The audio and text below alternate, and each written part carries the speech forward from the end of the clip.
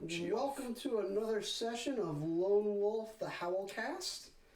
Again, joining me tonight is Terrell, and we're also joined by another guest speaker. Hello. Who will be Blank Man for this evening, or other guy. We haven't decided yet.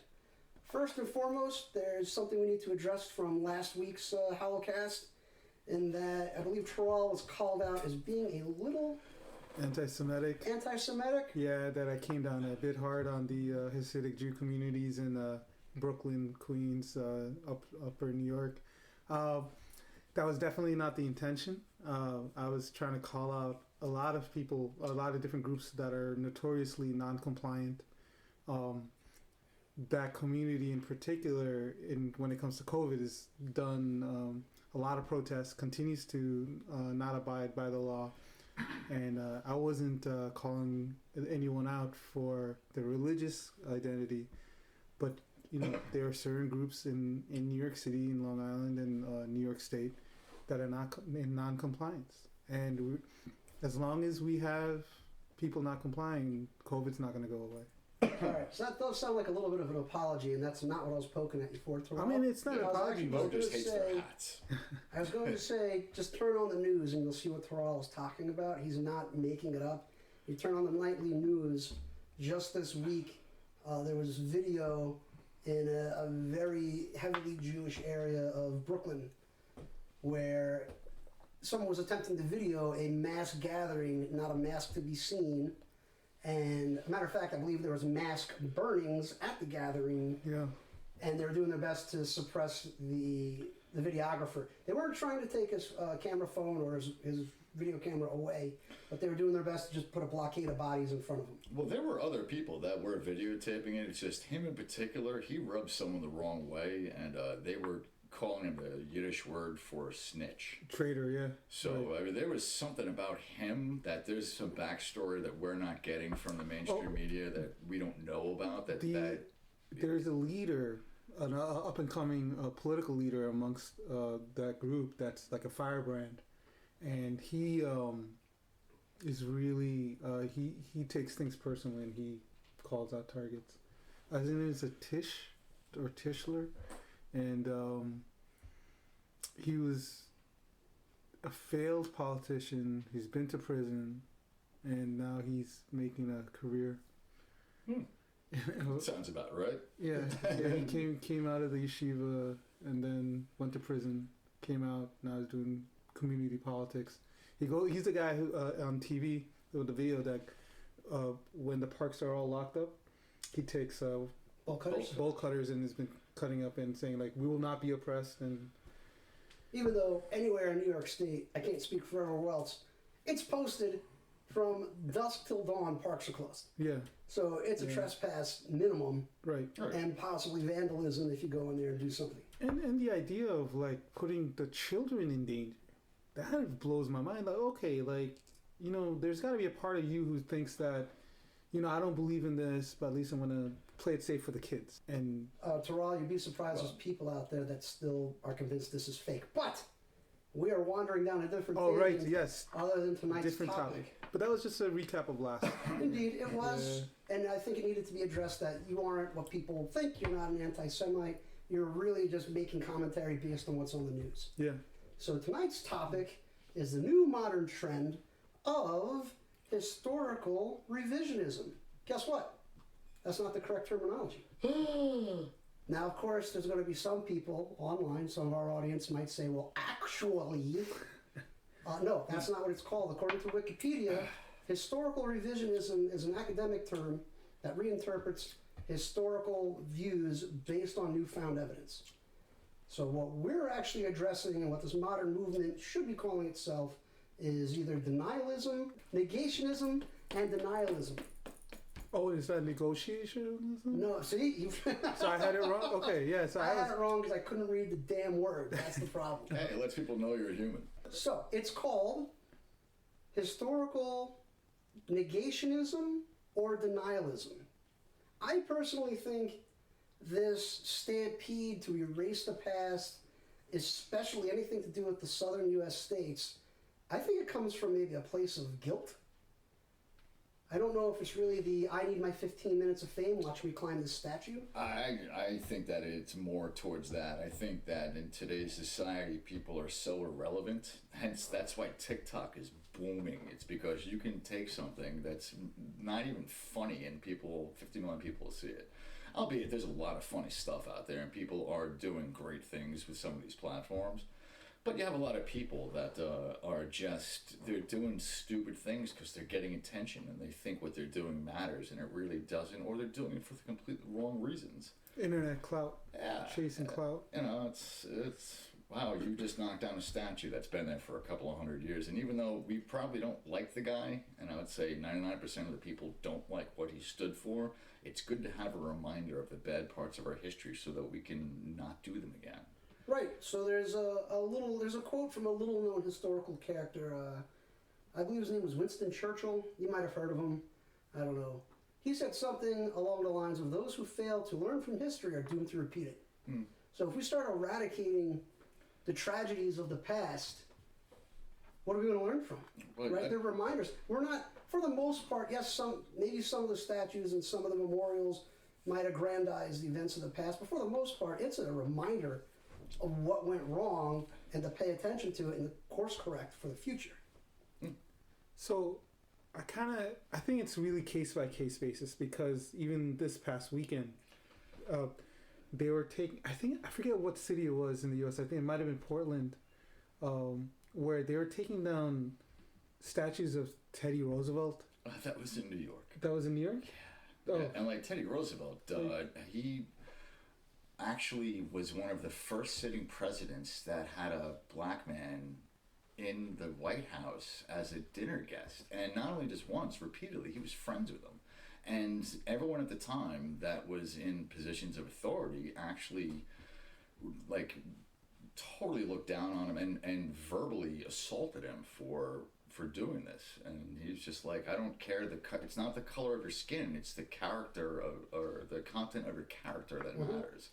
And historically, he was one of these people that fought for equal rights for men, for women, for black, white. It didn't matter. It was who you were, not what you look like. And it's that kind of like almost mob mentality, or just this, if it's a statue and it's a white man, it's gotta go. And it's misguided rage. And there's a good amount of that. But also, so that on one hand you have those bad cases, but on the other hand, during the 60s, during the civil rights movement, all of a sudden in the South, they went on this huge spree of building up statues to commemorate the Civil War. They just went this huge spree in these really badly made cheap statues. And that was done specifically to kind of show people, hey, like to kind of have an overt presence. So should those statues remain? I think that it should have been done the way that everything else should be done, and it should be done democratically. It should be taken to a vote by the people that live there and have to look at it every day. Not just a few people running a mob that decide for everyone else what's going to be and what isn't going to be, and what is allowed and what isn't. That's fascism. I think that's a great idea. I think like if in those communities enough people are like, no, I don't want, this is... Then it should go. This is an eyesore, I don't want it on my phone. I don't like what it represents. Get it the hell out of here. And I'm okay with that. Like you can protest and go to the city council. I'm great with that. That's the people's voice. Instead of say people in like Portland, Oregon, saying that statues in New York need to go, or statues in Georgia need to go. Yeah, it's like, for God's sake, Teddy Roosevelt. You're taking the statue, and the thing is, they don't understand the person that they're slinging this vial at, and they're like, it's just wrong. Now, related, but actually even more interesting, is during the same civil rights era, a lot of the military had their bases renamed after Civil War heroes for the South. So Bragg is the big famous one, and the vast majority of people didn't even realize that Fort Bragg was actually, the guy was on the wrong side of the Civil War, and only now people are like, hey, wait a minute, why is... Is it Fort Lee, also named after... Yeah. Robert E. Lee, right? Robert E. Lee, yeah. So, like, those things, I think you can protest, and I think from a administrative point of view, you don't need to have, like, a like a vote on it. It's kind of like, wait a minute, why do we have bases where we train people named after the enemy? That's a different, I think, like a more nuanced case. But when it comes to like a public thing, statues are public, good. And taxpayer money is used to upkeep it. Right. So and protect it. So taxpayer money it's the taxpayers are the ones that ultimately, and I say taxpayers, are the ones that ultimately should get to decide with the fate of said statue. Yeah. And whether or not it's relevant to today's society, because it is. Yeah, we need to learn from history, but it's also the people in the moment are the ones that have to live and look at it. But it should be done for the right reasons, and hence that's why people should collectively come together, talk about it, have a discussion, and use logic and reasonable thinking, not just like tear it down, like throw it in the ocean. The truth of the matter is, when those when those cheap statues were put up, if we took a vote on it, on the people in that area, the vote would be like, yeah, I want that statue. That's the fact of the matter. But people change. At the time. Right, and at the time. At the time, racism was rampant down there. It really was. But today, it is a very different world that we live in. And I just don't see it anymore. Yeah, there's definitely racists out there. So let me be the devil's advocate here, which seems to be my role. Being the lone wolf, I guess, is statues and memorials of the Civil War, especially of the Confederate Army. Mm-hmm. That is considered bad. So then, how about this? There's the Auschwitz Tourist Trap Museum in Germany that represents the most heinous historical genocide ever. Why is that still standing? So that is okay. I'm glad you brought that up, because it's turned into a tourist trap by the tourists, not the German government, not the people there. I don't think so, sir, because they now have, and this is one of the biggest faux pas Tell me there's a that snack they bar. made. There's no snack bar, but from what I understand and what I've seen and heard in the news, this was a year or two ago, is that they installed misting showers for the tourists in order to step into the shower and cool off at Auschwitz. Toral is stunned right now. For those Yeah, I of you don't that know. I can't mean, see that's gotta. That's a new level of stupid and insensitive. It started with, and it was what the other guy was talking about with the internet clout. A lot of kids would go to Auschwitz, and in this really, really morbid place, would take selfies, smiley selfies, right? TikTok videos, TikTok video. Snapchat prior. And to after the TikTok. first girl or two got famous for it, because the backlash was so big, people realized, hey, wait, I can get internet clout for doing something like this. So now everyone does it, and I think that's horrible. It's That kind of I hate to say a lot of this boils down to bad parenting. There's something about a person that just isn't raised right if they think that that's okay. And I know that it's in the world that we live in, it seems to be reinforced by society. Like, ooh, I can get more hits. Any if publicity is good publicity. Yeah. Bad publicity. Hey, it's still publicity. Yeah. But unfortunately, in modern society, though, they've taken away the rule of law from the parent. You're no longer allowed to discipline your parents. The schools are not. You're no longer allowed to discipline your children, nor are the schools allowed to discipline the children. So who does, right? The children are pretty much like in Auschwitz in the area. Like the curators, they try to police it. They try to stop people, and they couldn't. They just you would have to remove everyone's cell phones. That's how bad it is. In America, you can't haul off and slap your kid. Maybe in the European states you can, but a kid doing a TikTok video in front of Auschwitz should catch a full open palm, as far as I'm concerned. I agree with it. But here in the States, right, you do that, and now your child gets taken away, and you get put in jail. Yeah, and look at the state that we live in now. Look at the way the kids behave. There's the utter disrespect. Right. Disdain. I'm not saying, all authority is good, but some authority is good, and when authority, when handed down by, I don't want to say righteous people, but people that mean well and are doing everything they can for the good of the people, that's not like you're not some rebel fighting fascist and look at me, I'm sticking it to the man. You're just a douchebag.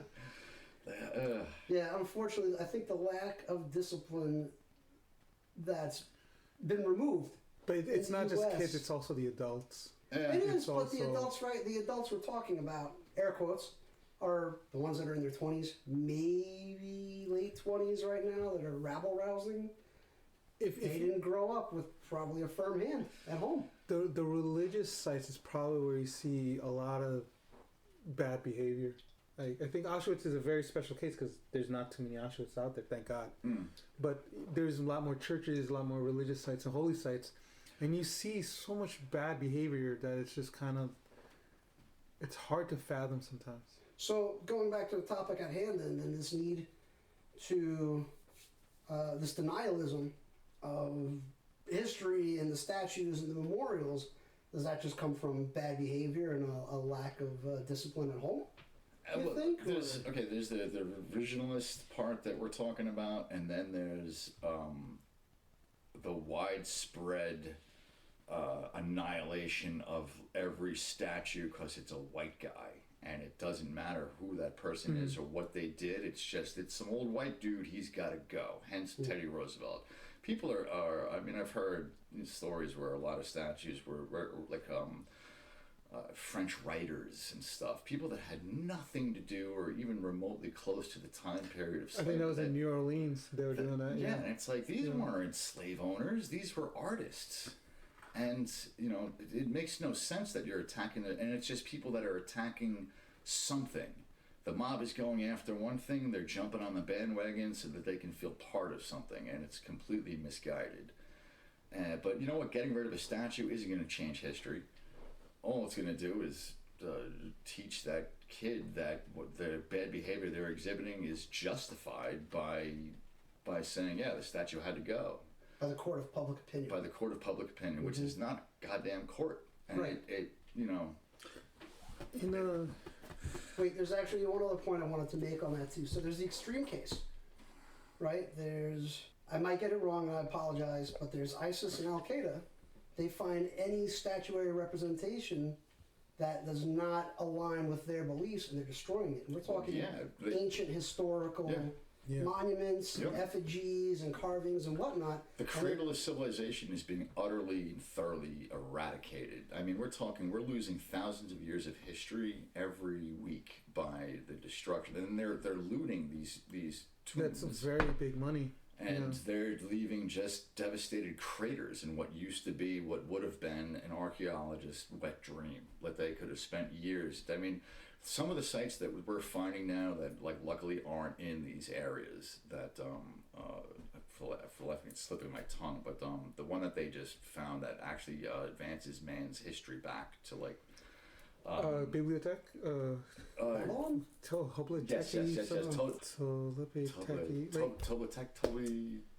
Yes, we both know. But we can't freaking remember the name. It's the first ritual site. Yeah. In that we've found, and it says spirituality. It was buried for I don't know how many thousands of years, completely buried. Now they're slowly excavating it. And it's daunting of how big this structure really is, and they're finding that they have plenty of sites that have these immense and incredible carvings all over Syria, and these guys just roll up in a tank, an old Russian tank, and just blow it to shit. Yeah, take the parts to sell it off, or just get rid of the history. These guys, they're doom cults. They're all about the apocalypse. Not like ISIS. Because originally it was ISIS and Al-Qaeda that were finding these historical sites. Al-Qaeda was more about looting it. ISIS is more about just destroying it. They want to... Well, both. There was news reports of them dynamiting and just going at it with a sledgehammer. Yeah. Just the bare minimum I saw was that they would deface the statues. To the other end is where they were just blowing it up. Tobitaki? No. So it served two purposes. Like, again, where everything is about behavior and what's the purpose. And over there's two incentives. One incentive was to take video to show religiosity. We're so religious that anything we see that's against God, we're going to smash down. And on the flip side, what they didn't show on video is when they would chip away very carefully so they could sell it to, the underground. Yeah, on the black market. Yeah. Antiques black market. So it was both it was destroying it with two purposes. One for media, propagandizing, and the other one is to profit and supply money. And ISIS is gone now, but I'm pretty sure just what other person said. They're still going around, and they're still Because there's money to be made. Even if the religiosity aspect, the propaganda aspect is gone, there's so much money Sure. involved. And actually, the place that has the biggest problems is not the Middle East now. It's China. Because as the Chinese gain wealth, there are more and more Chinese people, wealthy Chinese, who want to invest in history or invest in artifacts. They don't want to deal with some Arab artifacts or white people artifacts. They want to have their own people's artifacts. So the prices on Chinese artifacts is going through the roof. So guess what's getting destroyed now? There's also, I'm trying to think, it's not so much in the latter part of what we're talking about, where the people are just destroying things, but because they're angry, and it's this whole flop swing of oppression as people see it. But a lot of countries are worried about how it will affect their legacy and their territorial boundaries by newly discovered landmarks that archaeologists aren't being allowed into. For instance, they found that off the coast of Japan, and this has kind of been in the news for a good 20 years now, that they found what they believe to be somewhat of a pyramidal complex. Really? Yeah, actually, when I worked with ASL, we were supposed to test the Sony's new HD underwater cameras by going on a diving trip and doing this. The project still happened, I just didn't get to go on it because Diane Sawyer walked into my camera. I think Josh Gates covered some of that too, the Atlantean roads off of the coast of Japan. Well, that's, there's I think those are the Bimini roads off Cuba. But no, there's some off of Japan too that he covered. Well, anyway, so the thing is, they're afraid that if it starts to rewrite history, it may affect present day boundaries, geopolitics, and especially with the Chinese aggression in the exactly. Japan, the Pacific. Yeah, precisely. They also and mainstream archaeology takes a long time to catch up on new theories and things. Like there's a good portion of Egypt is still buried under sand. Mm-hmm. Tons of cities are still completely buried under sand. There was a recent project done, because we're not allowed to actually do any more excavating or digging inside the Great Pyramid. So it was a team of scientists. I forget the method of what they did, but somehow they used radiation to penetrate the Great Pyramid, and that's how they discovered that there's all the hidden tunnels. And there's a large chamber of that you can't access. They also noticed, though, that it resonates and generates thermal energy or electromagnetic energy. I kid you not. So it reflects it generates. It has something. It kind of goes like, there's this weird theory out there which is kind of pushing it that they used to be like ancient power plants, because no bodies were ever found in the pyramids, that they're not tombs, mm-hmm. as the people thought they were. But wait a minute, so King was it like King Hotep or wasn't he found in the Valley of the Kings, not in the pyramids? Oh, I don't remember, but I think it was the Valley of the Kings. So King Tut, King Tut, yeah. So he was. King Tut definitely wasn't in the pyramid. I can't remember the guy's name. I got to look him up. He's the lead archeologist for Egypt. I think it's Zahi Hawass. Yeah, and anyone look it up for that comes up with anything that even has some scientific backing, the government just immediately shuts down. They will not. So why do you think that's the case? Because there's actually a lot of theories going around that the pyramids and the Sphinx predate what we conceive as Egyptian. I've read about that. I've read that there's watermarks. There's seashells that are actually embedded in some of the stone. Like, they've been underwater, and the last time that the water levels reached that high was like 13,000 years ago, when the ice cap started melting, when the last ice age receded. And just a point of order, I had the name wrong. The head Egyptologist for Egypt, Minister of State for Antiquity Affairs, is Zahi Hawass. Yes. I mispronounced it a little bit before. And So there are some people out there, and they've been shut down by the archaeological the community as being just like, haha, preposterous. You know, you're just go catch a UFO while you're at it. But there is the reason being is that if it's not Egyptian, then what's the Egyptians' legacy? Right. You Where's the rob this tourism? culture of their history, and now they're just like a middle people that happen to stumble upon someone else's great works, and they don't have that honor Ownership. for themselves. Yeah. And So that's the flip side of the coin then. Sorry to interrupt, Blank Man. Is that they want to keep it then, Yeah. right? They don't want to Very destroy true. it, Yeah. unlike what's happening here. where exactly, They they just want want to to eradicate they the want to past. preserve Yeah. what could potentially be wrong. The thing that always like that got me like kind of shook was when I found out that when they first got into those tombs and all the hieroglyphics and stuff, they weren't painted.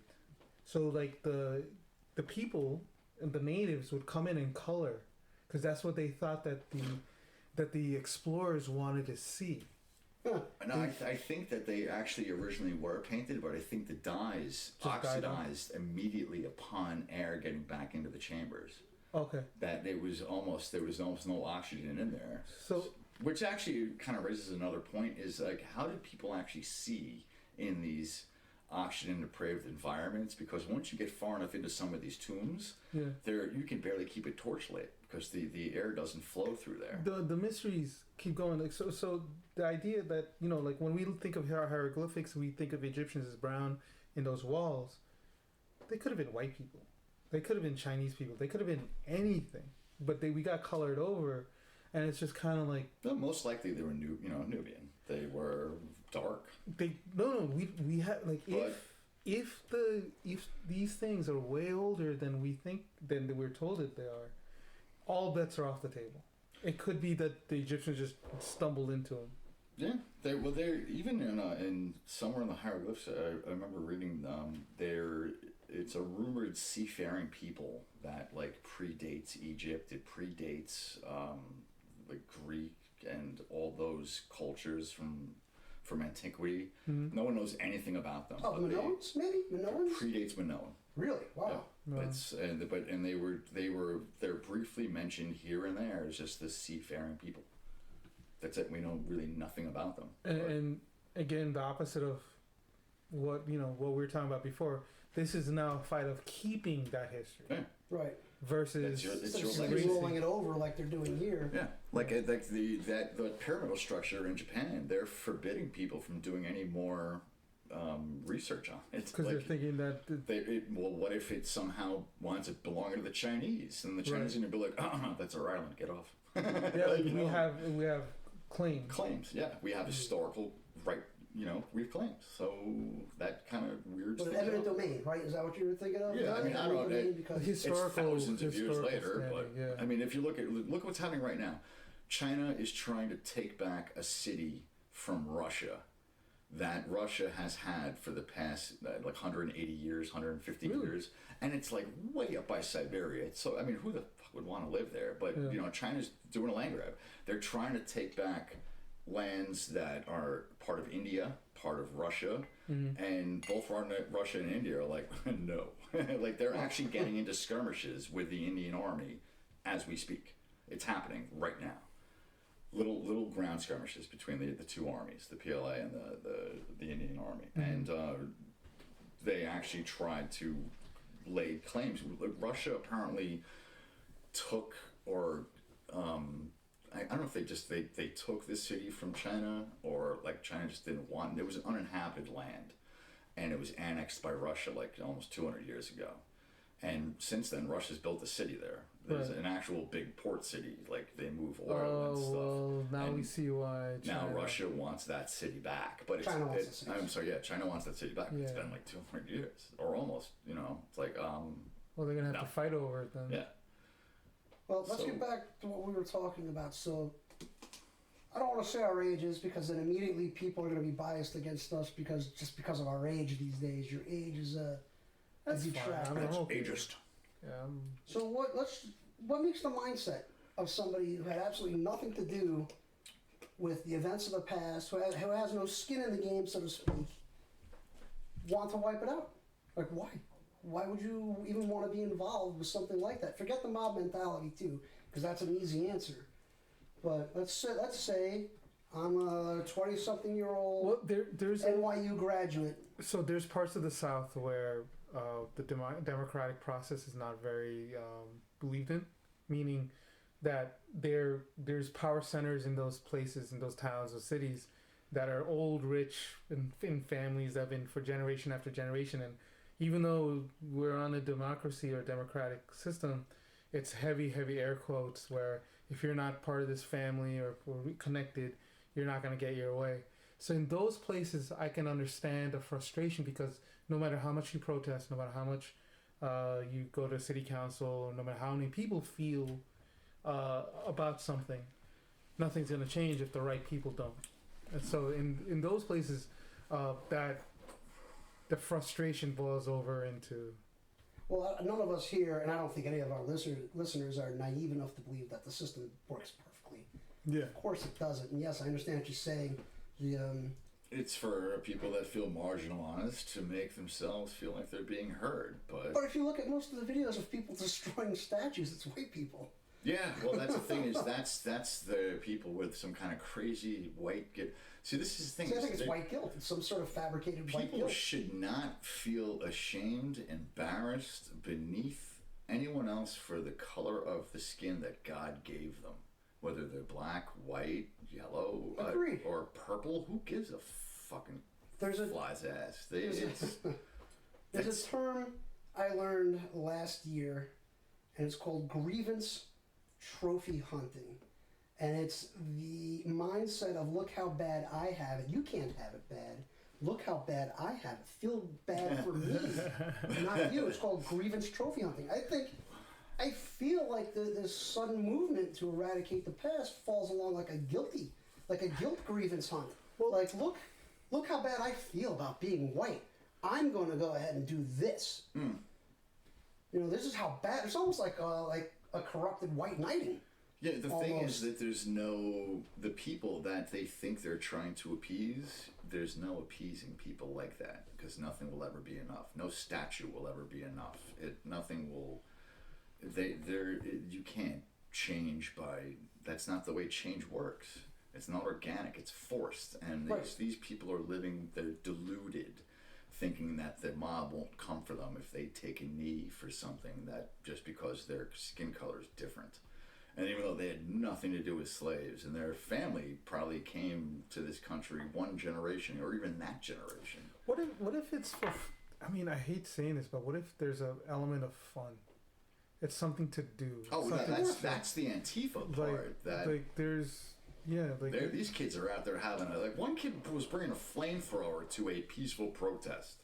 I shit you not, a fucking flamethrower. Yeah. Well, just look at the videos online. It's really not peaceful. There's vandalism and these kids destruction are of property. What's that line from Fight Club?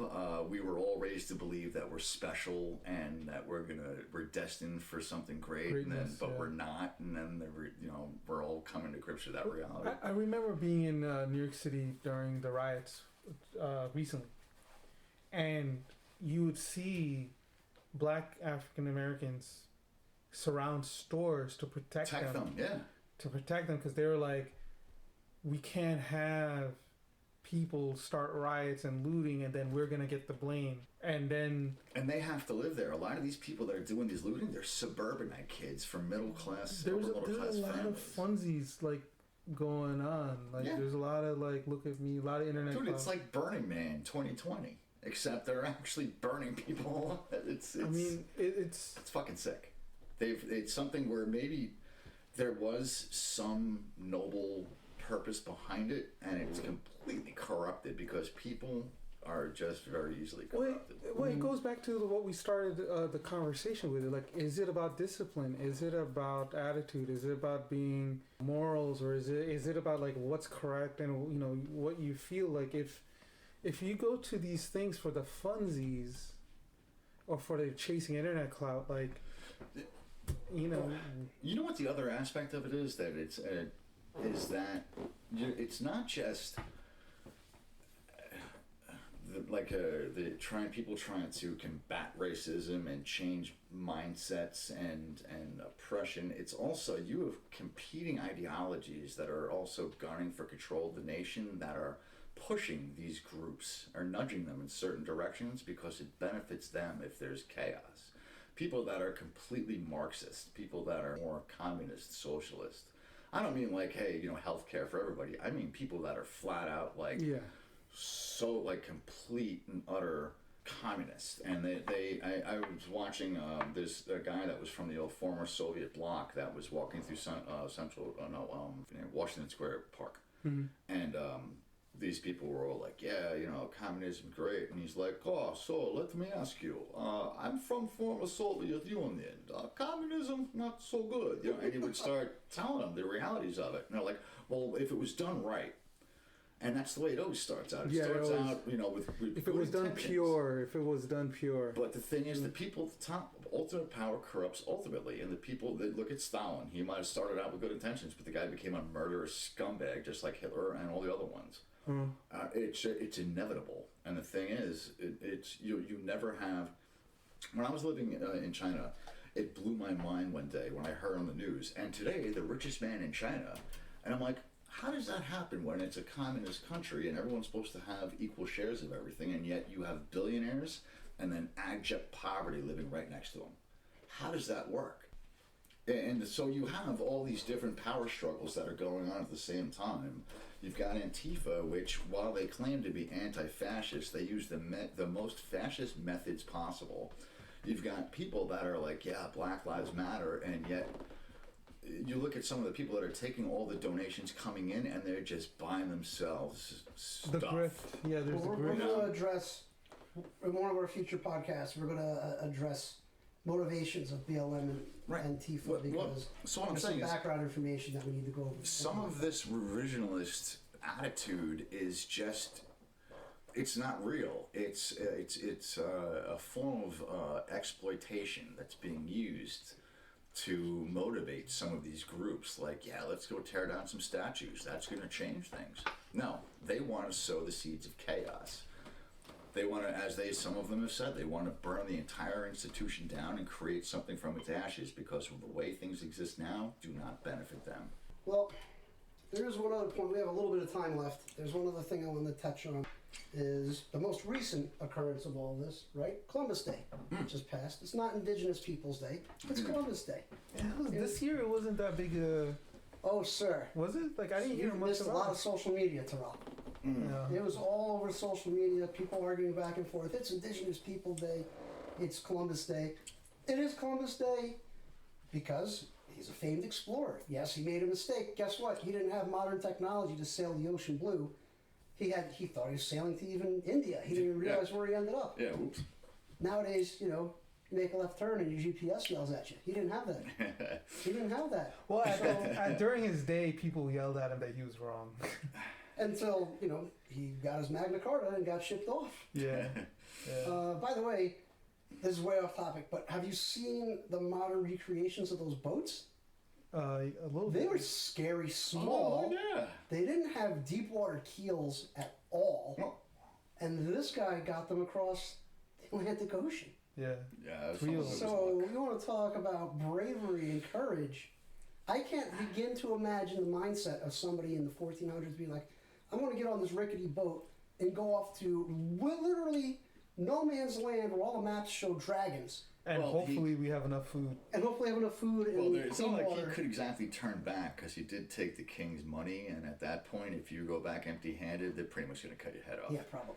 Yeah. But what I'm getting at is, now there's the movement, now there's the denialism movement, that all of a sudden, Columbus was all about genocide. And he wasn't not about genocide, but he didn't start out being about genocide. Later in his life, he was very much pro-genocide. One of the points I want to make, though, is that, where did he land again? Just off the top of your heads, where did he land? The Caribbean. Mm-hmm. Right. So we're talking native peoples. Yeah. They were already killing each other. There was already human sacrifice in play. They were doing it to themselves. But a Mediterranean guy shows up, now it's genocide. No. I think when the island nations were pretty peaceful, there was the Incan and Mayan empires that were really starting shit. But Columbus, after he became an agent, like once he, not the initial exploration, but once he became like a lord, that guy was killing people off left and right and working people, slaves, to the end of their lives. You know, like back in the day, people erected statues like this is because there weren't football teams that we could lose ourselves in and root for. There weren't things that we had. Entertainment. Right. It's like, dude, people's lives were fucking horrible, and you died when you were like around 30, 35. Entertainment was at a premium. Right, so people needed heroes, larger-than-life people Stories. that did incredible things that they could strive to. And there's a statue where you could actually kind of see somewhat, you hoped, of what the guy looked like to put some kind of context together. Nowadays, we don't need so much because we have everything at our fingertips. But back then, statues of people, and we didn't know all the bad things they did, but they were necessary at the time. But don't you think even now, like, national myths are necessary? Like national mythos, like we don't. I think we still need that. We still need good things in life. We still need good. Unfortunately, most of the human race are not really good. Like, dude, people are generally bad. The human race is one of the worst things to happen to this planet. Period. Blake, man, you just said something that I also wanted to touch on tonight, and that it wasn't necessarily bad at the time, right? It was the thing to do. Like, the morals were different. In the modern world, have a clue what it was like to be alive at the time. More than 500 years ago. We have no clue what day-to-day life was like back then. I mean, no, we have a clue. Right. Like if you could crack open we don't have a living experience. No, but the thing is, the average we have historical record. The average person doesn't sit around thinking about it. Like, wow, but what I'm getting at is, they don't. No one gives a crap. Or read about it. What I'm getting at is that the ethics and morality of the world almost didn't exist. First of all, so you can't try and template today's mentality on something that happened 500 years ago. Yeah, no. I think what you're saying, like, it's not fair to judge the past by today's standards. Yes, exactly. You can't judge you can't look at through today's lenses and see. No, it's just not possible. And the thing is, when we have these statues, it creates talking points that we can actually sit down and have a conversation like this and be like, I wonder what it was like. I wonder why people said things like this, and we can learn more about the good and the bad that they did. But once those statues are gone and you've gentrified the area and you've cleansed it of its evil, all right, well, what do you got? Plant a tree. You know, like, we need those things to remind us of the good and the bad and what things were like, and that the fact that society changes in time. And it's an anchor point that we can look back to as a moment in time that we can sit around and discuss, because it did have epic consequences. So I'm going to talk about something low stakes. And to add to your point, if you do remove stuff and you remove the talking points, you got to provide people with an alternate. Yeah. That's as good or better. So otherwise you just get the new shows on TikTok. So let's look at coins. All the coins are presidents, right? The penny, everything. But then when the dollar coin came out, the brouhaha over that was like Sacagawea. Putting a Sacagawea. Now, okay, I get it. It's president, not male, not white, but instantaneously, no one gave a shit, and everyone like laughed at it, because it's like, okay, we got presidents. And now we have a Native American... The value of which trumps the other ones. Not even a value, but like just you have to give people alternatives that they accept and also respect. So if you're going to remove something, you got to replace it with something else. Same thing with the $2 bill, or there's another one where they're replacing like... There was a $3 bill, I think, discussed. I don't know if it ever went into circulation like the two. I think so. But the same thing happened where instead of a president, they put in a rando, and I guess they were trying to be PC and I get it, but you gotta do something relevant, respectful, and then something people would understand. Like, instead of this being like a Sacagawea, like still to this day, no one calls it the dollar coin. They just call it Sacagawea. We don't call a penny of George Washington because it's the joke. You know, it's kind of and if you're gonna take something down, what you put up in its place has to be a better talking point. Has to be a better focal point than instead of eradicating it. Yeah, you have to like. Okay, if you're so angry, you better think about what do you want to do to replace it with? Because let's say Fort Bragg. I personally think Fort Bragg should not be named Fort Bragg. I agree with it.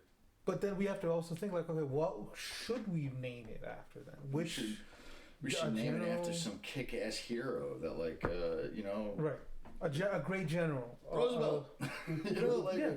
Someone that people can look up to that, probably did some wrong but wasn't a genocidal fuckhead or a racist. Would anyone protest against the guy who led the Rough Riders and became president?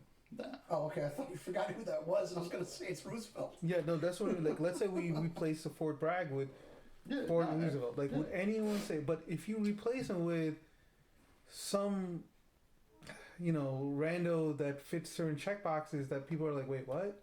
Like another Sacagawea, we're gonna be like, what? Come on. Like, it's gotta be. You gotta have alternatives, not just. It's gotta be memorable, monumental. It's it's the trains of thought are changing and not for the better today.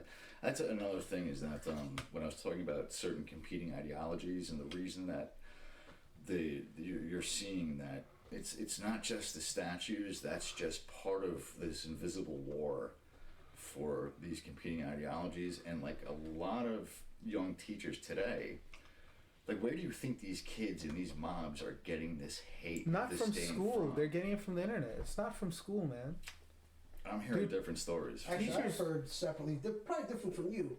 So, I have friends that have small children, and I've asked them, like, hey, what are your kids coming home with for homework? What are they being taught? And they're like-minded like me, and all of them are like, look, I'm making sure they're not coming home with, like, Marxist homework or this idea that everybody's special and everybody needs to contribute equally. So I don't think they're getting that, at least not in elementary school. Maybe in like higher No, in high school. I have friends that are high school teachers, and yeah, that's absolutely happening. And when you have participation trophies going around for everyone, because everyone did a great job, even though your team lost spectacularly. That's low-level indoctrination. Sounds like. Yeah, but that's where it starts, is that now, kids are starting out that everyone, like, what's the name of that, the school program that, we shouldn't do this on a Friday night when I'm exhausted. It's like where there's no tests. You kids don't have Montessori. There was something else. It was a very progressive. There's no test. There's no failure, and kids are. And when I was living in China, the kids would wake up at 6 a.m. They would go to like preschool tutoring. Then they would go to school. Then they would go to an after school to do an instrument. And then they would have tutoring after that till 8 o'clock at night. Then they would eat some noodles and pass the fuck out from exhaustion. Because life is a game of musical chairs, and every year there are less chairs. And people over there in these struggling societies know this. It's a rat race. And if you don't start competing against your fellow man, as un-PC as this is, you're going to be the one that winds up dead in the gutter, not them. And they're going to exploit every advantage they have at their disposal to do it. And training kids at a young age to think that, don't worry, everyone's going to get their fair share, is not a realistic approach to the way the world works when you have finite resources to go around. At some point, it doesn't work. In a Roddenberryist society, that would be great. If we had a Star Trek synthesizer, we could just be like, when there's dinner or whatever we want, and we can eliminate this need that there's no more need for competition, and we can solely exist as human beings to educate ourselves and become a better society. That would be great. That truly is a very progressive socialist utopia, but it's not a reality because we still live in a world with finite resources and people are corruptible. But getting back to the revisionist part, that what you are seeing is just what's in the news, because that makes headlines when someone topples over a statue of Teddy fucking Roosevelt when they don't know what the guy did for people. It just shows the misguided intent and how wrong that they are. And that's like, you know, if you want to tear down a statue of some racist fuckhead, I don't agree with the way that you're doing it. Some kid almost got killed because the statue came down and aimed him on the fucking head. Well, there was also some kid fell off a statue like 20 feet up. You might want to hire some engineers before you topple a 10-ton fucking brass statue, you fucking morons. I think he was trying to get the best shot. Oh, he got it. He's trying to get like the best like selfie. So we only have a few minutes left. So to wrap it up, I think it's a couple factors that's contributing to it. One, Terrell said before, the people in... Sorry, Blank Man said it before. The people in their communities were actually surrounding the shops and storefronts.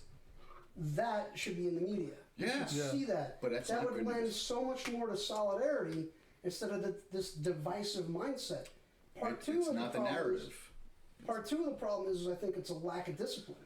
And unfortunately, you're not allowed to discipline at home anymore. And your original authority figure, right? All of us went to grade school.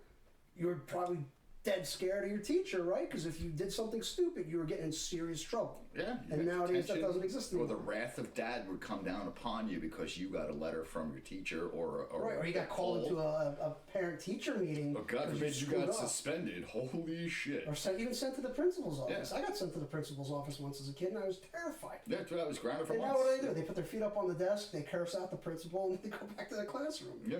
Yeah, but didn't the parents kind of do that? Because parents, instead of listening to authority figures, they fought back. Like, that's what you do now. That's part of it now. But again, you cannot discipline your child at home. I guess you're kind of looking at the second generation of that, and God forbid what's going to happen to the third generation for that. I think people are becoming better parents overall. I think people are becoming less abusive, more enlightened, better parenting, more serious about parenting in general as a whole. I think our generation and the generations after us are just going to be even better. I hope so. I think a lot of this is there's no playbook, you know? There's no... People used to know what to do because the society would just tell them, like, this is what you do. And now it's a lot more strict, and now it's a lot more make it up as you go almost. Yeah, like what philosophy, like no help, no just kind of... But on the flip side, there's a lot less kids getting hit.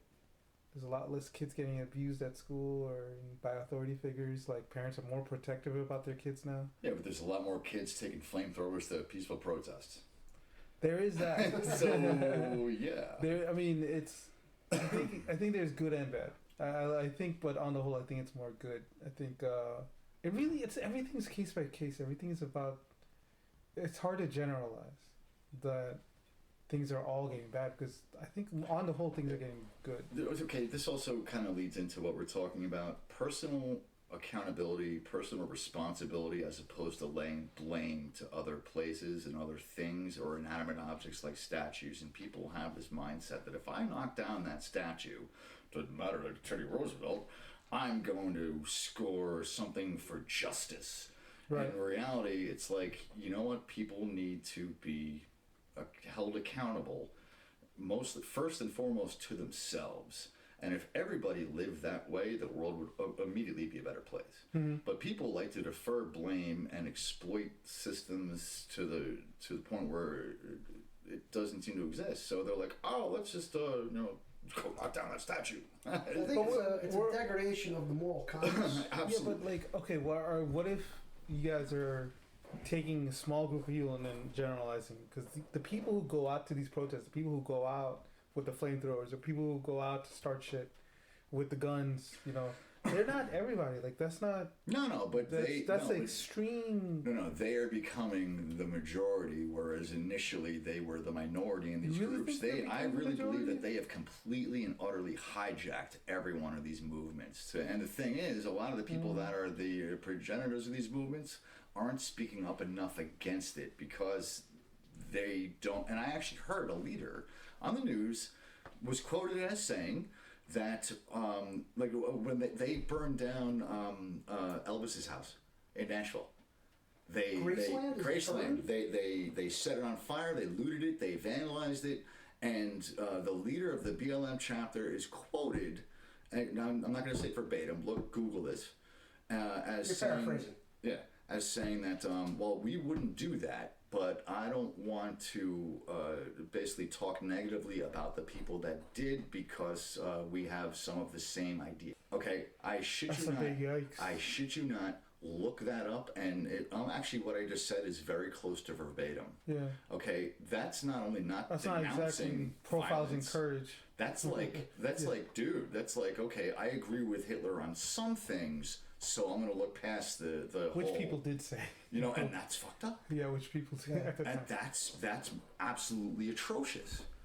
That's like you're basically saying it's okay what they did because they agree with some of the things that you agree with. It's like, no. So that's why I believe that whole movement, dude. I saw in Hollywood some people I follow. There's this one it's a transgender dude or whatever, but actually Blair White, kind of a conservative transgender. All right. Cool as all hell, funny as all hell to listen to. Love listening to her topics and whatnot. Her friends got the shit beat out of them by a bunch of black people wearing Black Lives Matter shirts and screaming Black Lives Matter while they were doing it, and like one of them was black. like what's up with that? Like these people don't. They should not be doing it under that banner. If they really cared about the movement, they have no respect for anything. I think people want to. It's for the funsies. It goes back to that funsies part. Like that's like optics failure is very easy when you have people who are there for not the best reasons. Unfortunately, that's a lot of human beings. Which, again, dude, in 2012, I was rooting for the apocalypse.